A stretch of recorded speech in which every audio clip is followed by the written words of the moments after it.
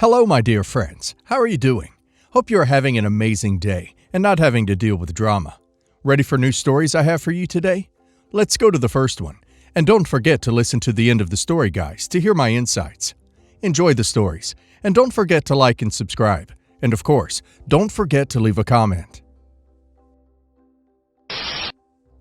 I never imagined my life would turn out this way. A few years ago, I met my now husband, Michael, at an AA meeting. Both of us were recovering from the wreckage that alcohol had caused in our lives. His first marriage had ended because of his drinking, and so had mine. He had a daughter, Ellie, from his previous marriage, and I had 2 young sons. When we first started talking, we bonded over our shared struggles and the determination to build healthier lives for our children.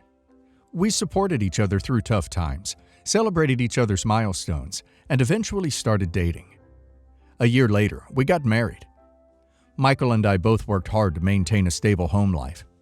He had Ellie 50% of the time, and I had my boys most of the time, so it was a full house more often than not. I truly cared for Ellie and made sure she felt included in our blended family. I tried to treat her like one of my own, even though I knew that step-family dynamics could be tricky. It wasn't always easy, but we made it work. A few months ago, my father became seriously ill. It was a difficult time for me, but my father's attitude was calm and practical. He decided it was time to get his affairs in order and drafted his will. When he told me his plans, he said he wanted to leave everything to my 2 boys. I assumed it was because my father, like many of our extended family, had seen the chaos alcohol brought into my life. It made sense that he wanted to ensure my sons were financially secure. But when I mentioned this to Michael, his reaction wasn't what I expected. "That's not fair," he said. "Ellie's part of this family now. All the kids should be treated equally." I was taken aback. Michael was a loving father to Ellie, but this was my father's decision. Still, Michael made his feelings clear. He said I needed to talk to my dad and explain why it was only fair to include Ellie in the will. I didn't know what to think at first, but Michael's insistence grew. He said that Ellie would feel excluded, that it wasn't right to give my boys everything while leaving her out. He reminded me that we were all family now, that she was just as much my stepdaughter as my boys were my children. After days of back and forth, I agreed to talk to my father. I sat down with Dad, explained Michael's reasoning, and said that it would mean a lot to the family if Ellie was included. My father, being the generous and compassionate man he was, listened carefully and eventually agreed. He said he would update his will to include Ellie. I felt relieved. At least we could put the tension behind us. I told Michael, and he was very pleased. But then, a few days later, I came home early from work because I wasn't feeling well. As I headed upstairs to my bedroom, I overheard Ellie talking on the phone. I paused on the staircase when I heard her say something that stopped me cold. "That stupid man agreed to put me in his will," she said, laughing. "I can't wait for him to pass away so you and Dad can be together again." I froze. Was she talking about my father? I kept listening as she continued, saying how happy she was that her dad, Michael, had gotten his life back on track. She said she couldn't wait for my dad to be out of the picture so her mom and dad could officially get back together. Then she started trashing me.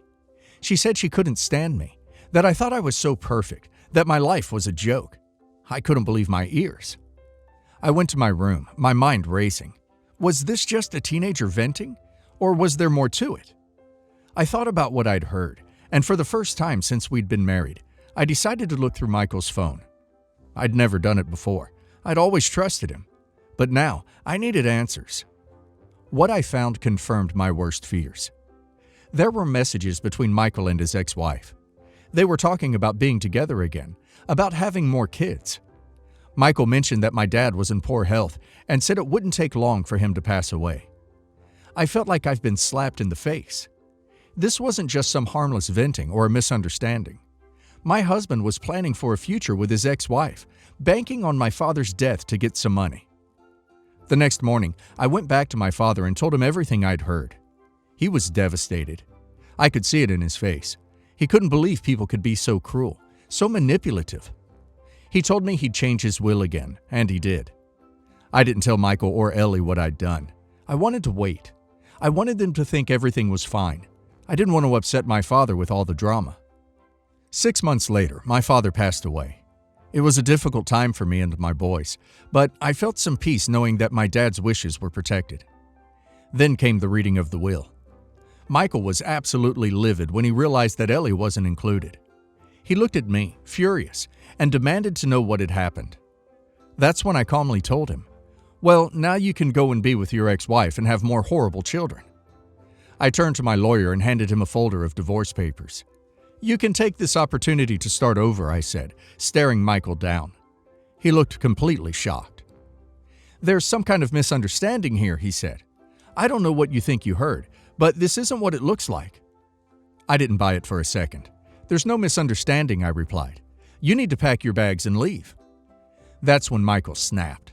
He started shouting, accusing me of making everything up, saying I was overreacting and trying to destroy him.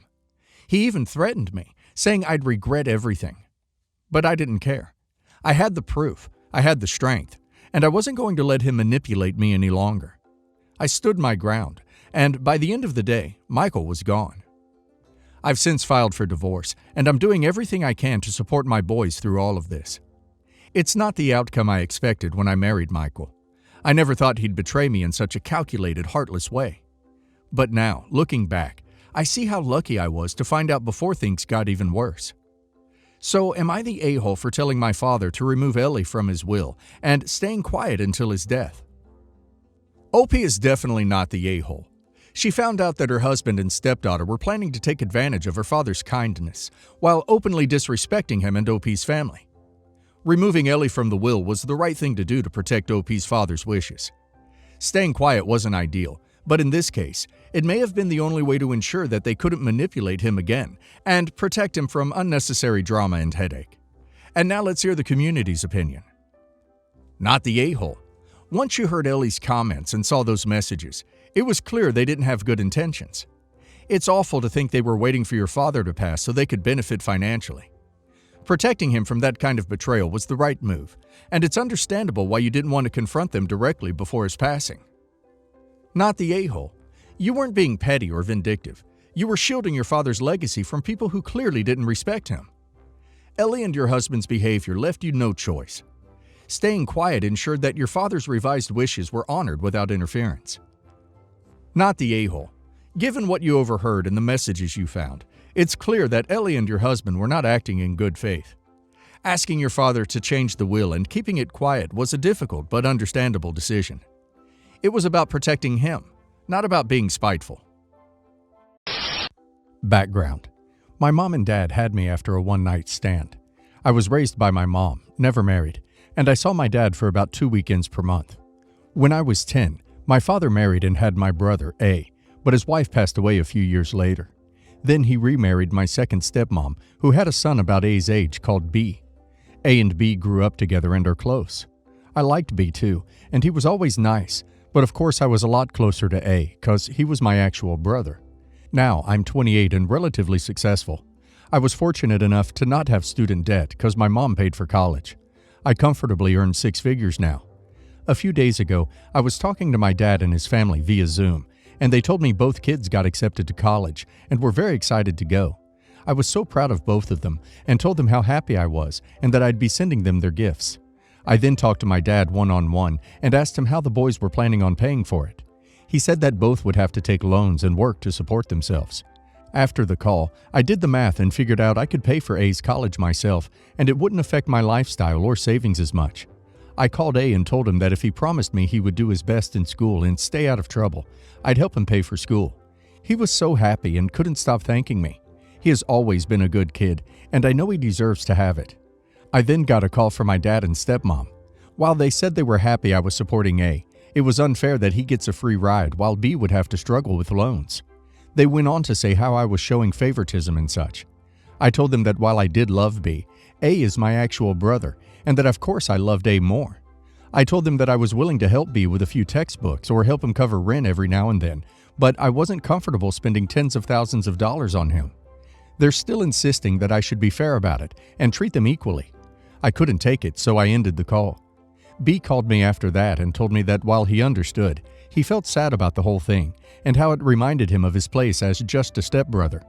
I told him that I did love him and was willing to help him out a little with textbooks or help him with living expenses every now and then, but that I could only afford to pay for A's education. He thanked me and seemed to feel better. The next day, I got a message from A telling me that his parents are now making him feel bad about the whole situation, from passive-aggressive remarks and guilt trips to full-on demanding him to split what he gets from me with B. I asked him if he wanted to stay with me for a while, and he's been here since. I've been getting angry messages from my stepmom and dad, and it's so bad I had to block them. I just wanted to do something nice for my brother, but it ended up being something that is causing so much drama. I don't think I'm the a-hole, but maybe I am. So am I the a-hole? You're not the a-hole because it's your money, but you had to have known fully paying for one and not helping the other wasn't going to go over well with your parents and make B feel bad. At the very least, A being so happy about no student loan at home probably makes B feel sad, and this could also damage their relationship going forward. Yeah, do what you want with your money, but you really shouldn't be surprised people are upset. Not the a-hole. I think it is very nice of you that you want to help your brother. I understand that you wouldn't have the money to support both of them, and that your choice obviously is your brother in blood. Even suggesting to help your stepbrother out a little after already paying so much for your brother is very generous, and I don't understand your parents trying to ruin that by saying you favor the one and so on, and even putting pressure on your brother. You're a nice person and don't deserve your parents treating you like that. Everyone sucks here. Yes, it's nice that you're helping A out, but it will forever hurt his relationship with his parents and stepbrother. I wish you had spoke first to your dad before doing this. When I originally went to college, my dad paid for my tuition, telling me to focus on my grades so I could get a good job after I graduated. During the time I was in college, he did not mention anything about paying him back, and I kind of figured I would end up just paying it forward with my own kids. After I graduated, I managed to get a decent job and save up a decent chunk of money. A few years later, my dad calls me up and tells me he needs to borrow $40,000. At first, I'm a bit uncomfortable with the idea, since that was nearly all the money I had managed to save up. But he kept on asking, and told me he would pay me back as soon as he could, and also brought up the fact that he had originally paid for my college tuition, so I kinda owed him. Since this was true, I felt pretty obligated to lend him the money, so I went ahead and wired it to him, with the expectation that he would eventually pay me back. A couple years go by, and I start wondering whether he's actually going to pay me back. I end up losing that job, company went under, and start struggling financially, so I give him a call to ask if he can start paying me back. He tells me that he can't pay me back, and that I shouldn't even be asking for the money back because of the fact that he had paid for my college originally.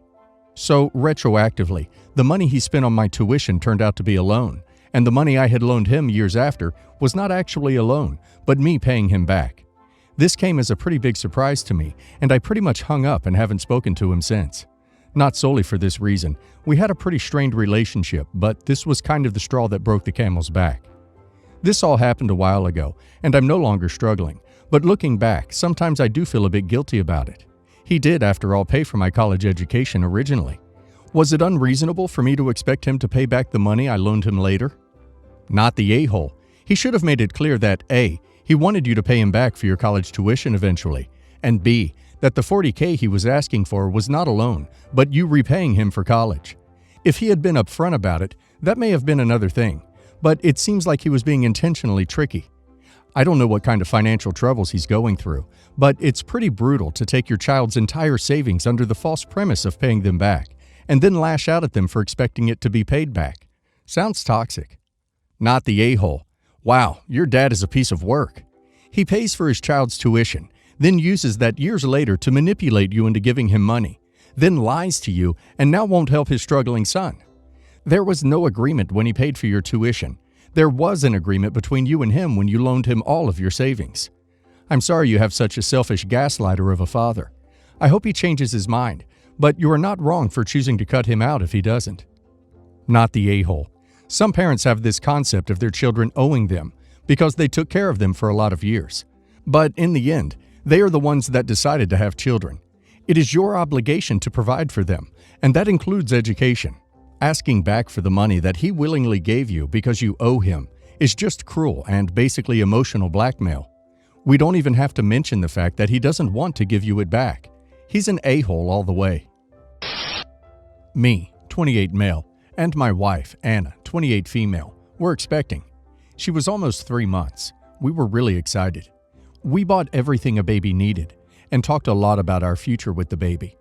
August 23rd, 2022. My wife woke me up in tears. She lost the baby.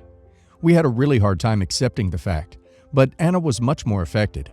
She would cry in our bed for at least 4 hours every day. She wouldn't eat, and she would say awful things about herself and her useless body. I had tried to console her to the best of my abilities, but I was grief-stricken myself and couldn't say the right words to her.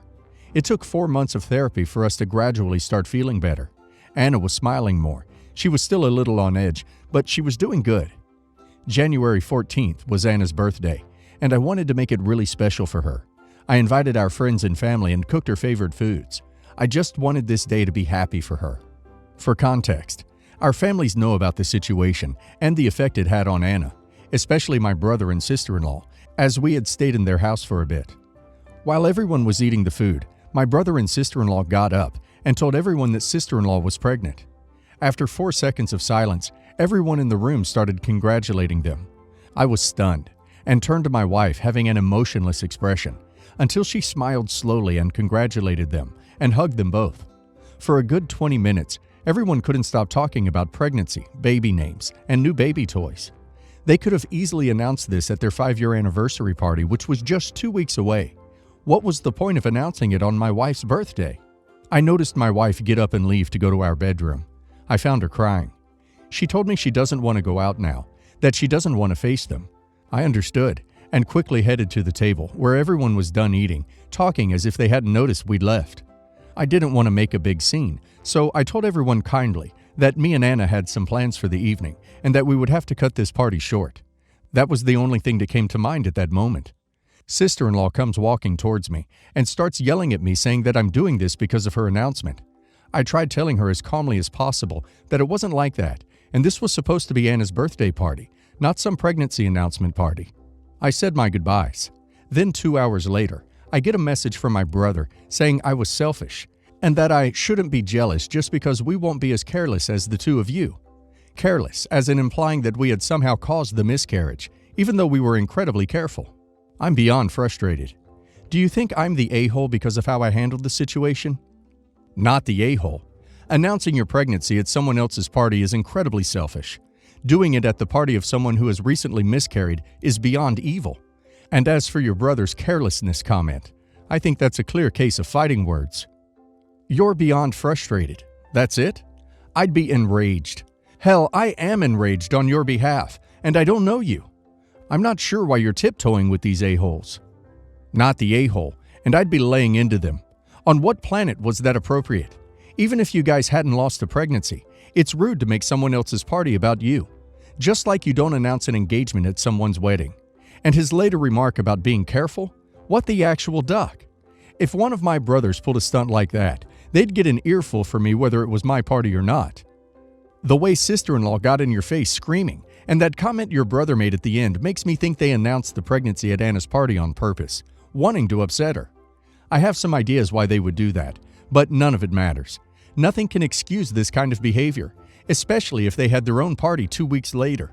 Keep taking good care of Anna and go no contact, and obviously not the a-hole. My, female 25, partner, male 25, and I have been together for almost 3 years now, and we're getting married later on this year. My partner is a very big family man, most of whom I get on very well with. However, he has a cousin, female 18, that I can't stand. He also isn't keen on her. She's very self-centered and selfish. Everything has to be done her way, and she's no stranger to throwing a tantrum if she doesn't get what she wants. I should also mention her father is my boss. A couple of weeks ago, my soon-to-be sister-in-law showed me the dress said cousin was planning on wearing. It was white and was like a prom-style dress. It basically looks like a wedding dress. It has a corset and beads, etc. I was really unhappy with this. I just feel it's very rude to dress like a bride when you're not the bride. There's no need for her to be so dressed up. I spoke to my partner as I was unsure how to approach the situation. He suggested speaking to her dad, as we have a very good relationship. I decided this was the best course of action and brought it up with him. He had a very uncomfortable look on his face, and he said he agreed he thought the dress was over the top, and they'd tried talking to her already. But she's adamant that's what she wants to wear. I said it wasn't acceptable, and if she's refusing to change her dress, then she's no longer invited to the wedding. Later on that evening, I got a phone call from soon-to-be mother-in-law saying that if cousin is uninvited, her parents aren't coming either, and apparently her mother is really angry. Mother-in-law suggested I just let her wear the dress to keep the peace so that it doesn't cause a rift. I think her parents should just man up and tell her it's unacceptable. Her entire life she's been spoiled and allowed to do whatever she wants. But I'm not backing down on this. My partner agrees with me and thinks it's unacceptable. Am I the a-hole for doubling down on this? Or should I just let it go? Not the a-hole. Her parents spoiling her and refusing to stand up to her is not your problem. The dress is ridiculous and out of line. Even her parents agree with it. However, OP, you mentioned her father is your boss. Is this going to cause you issues at work? Not the a-hole. I'd be petty as hell and ask friends and family to also wear white. Got a wedding dress? Wear it. Never planned on a wedding but like wedding dresses? Get one. Takes all the sting out of the cousin's plan. Let her come. Recruit some people to whisper and laugh while near her, or ask her if she's going to prom after. She's doing it for attention, so give her what she wants. Enjoy your day. Honestly, a petty little girl isn't going to take away from the bride. She's just going to end up looking bad. Let me preface this by saying that I, male 30, lost my wife, female 33, to cancer a few months ago. She was too weak for chemo and chose not to complete her treatment because of how hard and difficult it was for her. Everyone thought she was making a mistake, but I supported her decision, and it allowed us some time to spend together before she eventually passed away. My family know how I feel about it, and vice versa. That's why they rarely bring my wife up in their conversations, but they still disagreed with her decision to stop treatment. My brother's, male 34, wedding took place last week. First major event without my wife, and I hesitated a lot but decided to come and show support and share his joy with his bride and the family. We were having a good time, and I admit that I felt a lot lighter and enjoyed my time, till my brother decided to give a speech. He talked about the family being present and how happy he was to have everyone he loves there, then suddenly brought my wife up. I shook my head, signaling for him to drop it, but he went on and said, "It's really sad that my wife's name isn't here with us today, but it was her choice not to be here with us today." I was floored, like completely dumbfounded and shocked. My mom looked at me, eyes wide open, and I instantly replied by loudly telling him that he was an idiot and that he should never have mentioned my wife or even said her name there and then. The family tried to calm me down as my brother started arguing with me, saying that I was out of line for insulting him when he was just trying to make a tribute or whatever for my dead. He said, "Your dead wife." I argued back, then decided to leave. My parents tried to get me to stay and not further embarrass them, but I left eventually. They called later and were fuming, demanding that we talk about how I flew off the handle and made a scene and called my brother names at his wedding for honoring my wife. Then said that my brother didn't lie and my wife did choose this outcome. I refused to respond to them, but Mom has been pressuring me to visit and apologize to my brother for this misunderstanding if I want to keep having a respectable relationship with him. Soon as I read, "But she chose not to be here with us today," I couldn't believe my eyes. Oh my God. You flew off the handle for good reason. Who wouldn't? Why would he say that? Tribute? That's not a tribute. That's him throwing in his awful opinion in front of everyone and hopes you wouldn't say anything, just because there's eyes everywhere. Not the a-hole whatsoever. Not the a-hole. If he was planning on mentioning your wife in any context, he should have discussed it in a sensitive manner with you beforehand and said no more than you agreed to. He should never have blindsided you at an event and should not have editorialized about her passing. Not the a-hole. There is no written or unwritten rule for dealing with grief of this magnitude. You reacted emotionally, and anyone who has ever lost someone close like that would completely understand. Don't beat your family up for not understanding. Pity them for their ignorance, and be happy for their ignorance of the pain as well. The day they actually understand your reaction is the day they will wish they did not understand it.